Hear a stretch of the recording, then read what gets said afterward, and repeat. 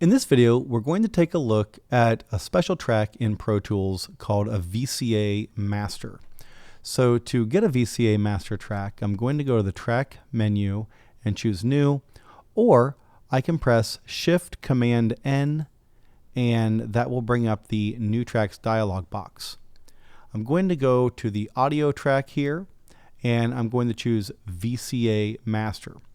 Since we're talking about shortcuts, I could also just hold the Command key down or Control on Windows and use my up and down arrows to go through the track types, right? And if I press left and right, it will change them from mono to stereo to some other track width, okay? You can see the boxes changing there. But I'm going to go down to VCA Master. It does not have a width. It's a different kind of track. And I'm going to hit Create. And it created it over here. I'm going to slide this over near my drums because I'm going to use the VCA Master to control the volume of my drum tracks. So VCA stands for Voltage Controlled Amplifier.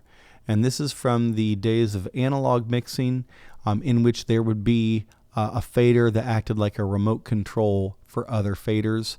This is no longer voltage controlled because it's like digital, right? But they still call it that. So the way this operates in Pro Tools is it interacts with a group.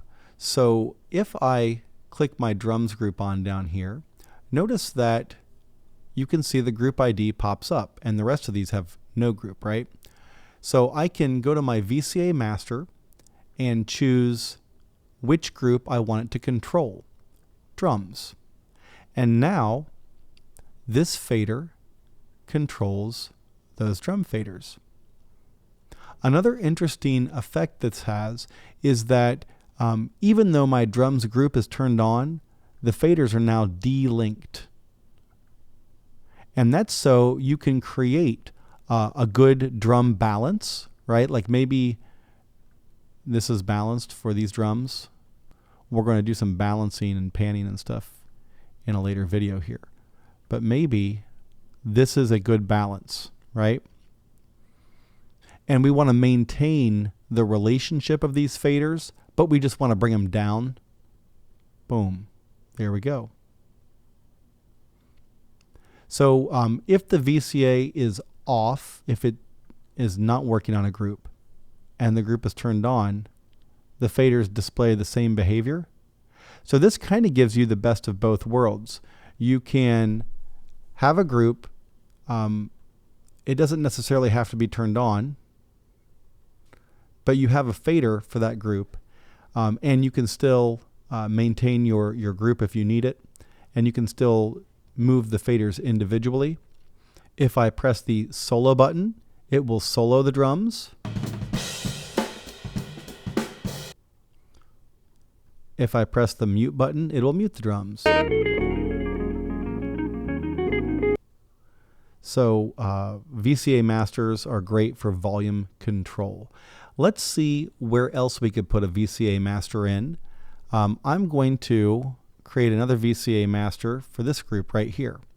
So again, Shift-Command-N, Command down to VCA Master. I'm going to call this Bed. And there it is. And I'm going to assign it to my Bed Instruments group. And there we go. I do want to rename this track. I'm going to double click on that and call this Drums VCA. And maybe I'll add VCA to this.